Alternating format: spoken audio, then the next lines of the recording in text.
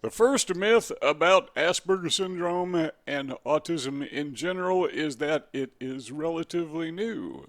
Actually, as far as we know, the earliest diagnosis of somebody with autism was in 1799. But you go back further than that, we have personality profiles of very notable people, and we can see traits of autism in those individuals as well. So we know that the condition that we call the traits, collection of traits, the condition that we call autism or Asperger syndrome has gone back a very, very long time.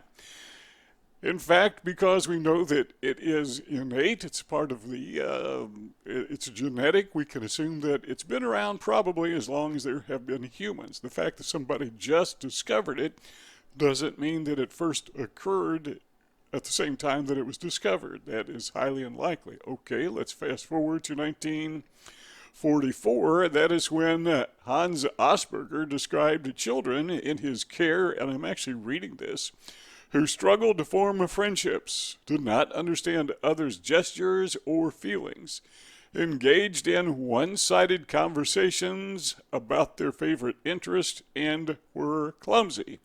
And add to that, a year earlier, there was a guy by the name of Leo Kranner, I'm not sure how it's pronounced correctly, but he also described autism even before Hans Asperger figured out that there was a part of autism, as we understand today, that is called Asperger's syndrome. Number two is this. The myth is that it is a mental health disorder. Actually, autism is not a mental health disorder, it is a biological disorder. It is a neurological disorder. That means that it is a part of your brain. For example, if you were to have a heart disorder, heart being an organ, no one would say that's a mental disorder because we talk about loving somebody with all of your heart. Well, the heart is associated with emotions, but no, heart condition is not caused by emotions. Well, maybe it could be caused by stress, but emotional stress. But the point is, it's a heart condition. It's not a love condition.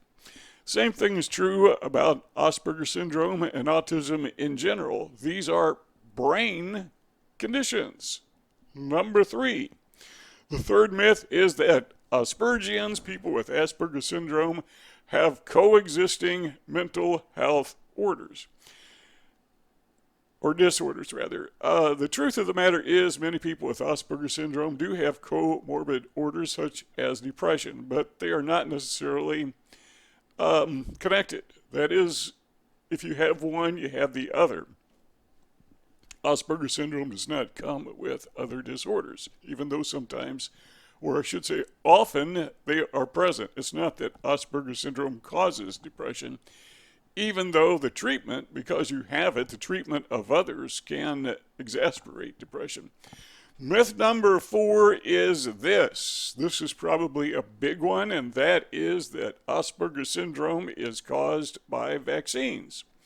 A study in 1998 linked autism with vaccines. But that study, that was 24 years before this recording, has since been not just dismissed by the scientific community, but it was actually retracted.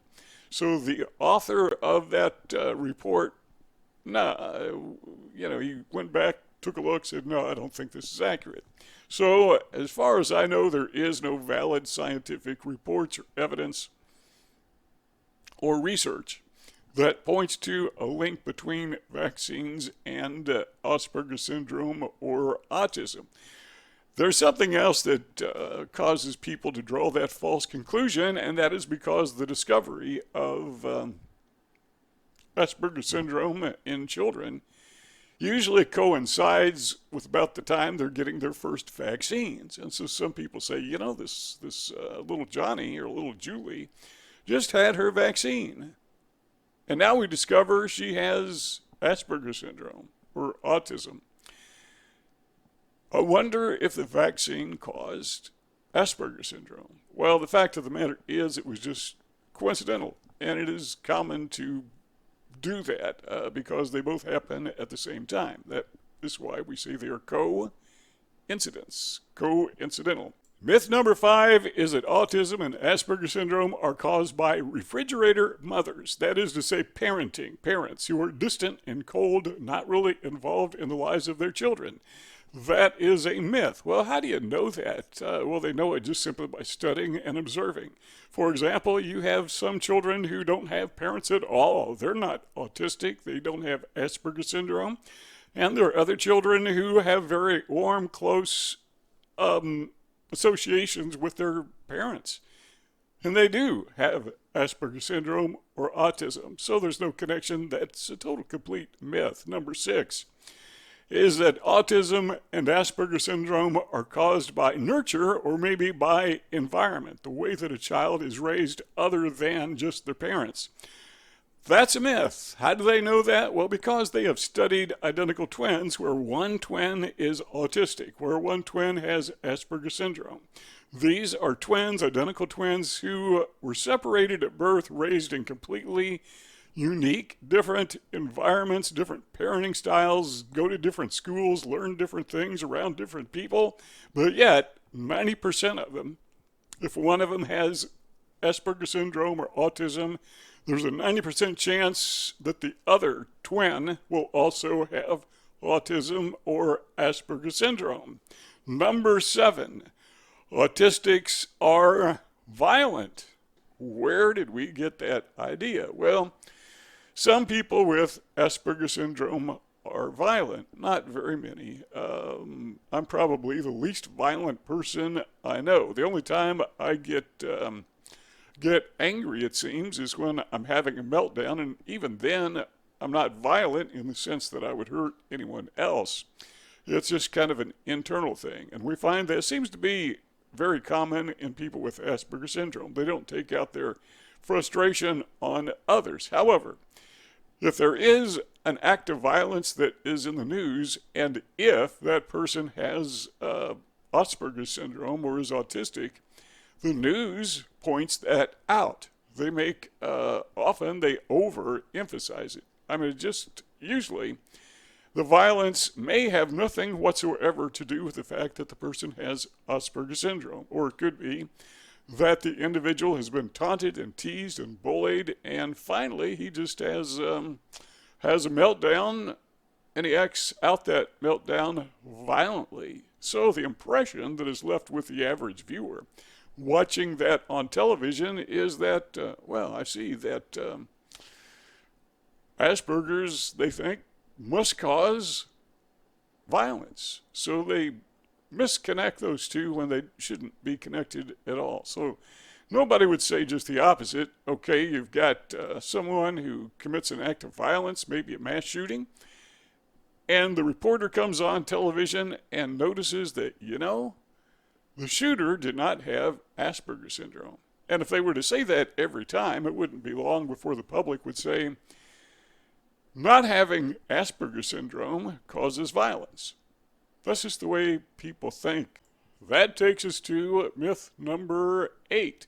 Some people believe that people with autism are savants. Nearly all of them are savants. Simply not true. About 10% of people with autism are savants rather. And I suppose that is true to a lesser degree among people with Asperger syndrome, but it seems that people with Asperger syndrome are more likely to express that savant-like trait in their special interest.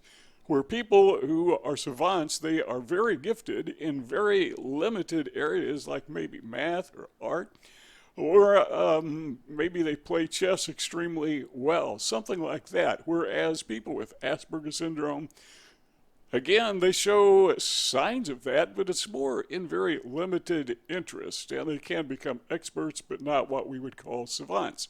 So what is a savant? That is a person who is or who has an exceptional skill or exceptional brilliance in some limited field. Again, maybe it's mathematics, maybe it's music, something like that. Myth number 8 is that people with Asperger syndrome do not feel love. That is a misconception based upon the fact that people with Asperger syndrome are not very expressive. So if a person doesn't express love, it is concluded that the person with Asperger syndrome doesn't feel love, because if he or she felt love, then obviously he or she would express it. That is not necessarily true. It is simply because our expressions of emotions are typically suppressed. Myth number 10, very similarly, there is a myth that says people with Asperger syndrome and autism have no empathy. And again, it's an expression problem. People with Asperger syndrome don't necessarily express empathy, but they feel it. Now, what they don't tend to have is cognitive empathy. That is the ability to readily recognize facial expressions and body language. And again, with all of these points, there are always exceptions. There are people with Asperger syndrome who can read facial expressions very well. Myth number 11 is that people with Asperger syndrome don't like to be touched. Fact of the matter is, that is a sensory perception that some people with Asperger syndrome have difficulty with. Some of them have trouble with sounds. Some of them have problems with sensory perception problems with light, in that they find certain sounds and lights very annoying. Some of them just drive them crazy. And the same thing is true with the sensory perception of touch. But it doesn't necessarily apply to everybody with Asperger syndrome or everybody with autism. That is some people, but not all people with autism. Number 12. Myth number 12 is that people with Asperger syndrome or with autism don't have a sense of humor, or maybe can't have a sense of humor. Well, it seems that people with Asperger syndrome may be more subtle with their sense of humor. Their sarcasm may be hard to detect, because keep in mind, people with Asperger syndrome have average or above intelligence. So they may be a little bit more gifted in their ability to hide their humor, which sometimes makes it a little more funny. But keep in mind that Dan Aykroyd, who was a comedian, very gifted in his delivery and also extremely talented in his timing, is reputed to have Asperger syndrome. So he has many of those same traits that every other Asperger tends to have. Do you identify with Asperger's? I think, I went to an analyst when I was a kid, and I have a little touch of that. A little touch of Tourette's that was the analysis at the time, and I still feel it a little bit today. Luckily, it's manageable and controllable, and I've seen a lot, worse cases, and I really feel for people who have to fight that in the youth of their families. But I was able to overcome it and channel it creatively. But I still hear myself barking sometimes. He's a funny guy. Yeah, he's got a sense of humor. That takes us to number 13, and that is that Asperger syndrome, this is a myth, that Asperger syndrome can be cured. Actually, no, it can't be cured. It is, again, a part of your brain. Your brain is an organ. That's the way it functions. And there's no way to go in and rearrange the neurons in your brain to cure Asperger syndrome. Okay, I'm thinking maybe severe brain surgery that would cause damage, for example, a lobotomy, which is, that's not recommended. And I'm not even sure that would cure it. But as far as ethical and logical and reasonable cures for Asperger syndrome, there is none out there. Now, it can be treated. If it poses a problem, it can be treated in some ways, but it can't be cured.